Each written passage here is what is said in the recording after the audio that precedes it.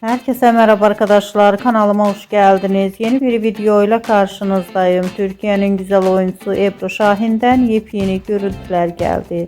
Ben de bu muhteşem rengarenk güzel görüntüleri sizler için YouTube kanalımda video halinde sunuyorum.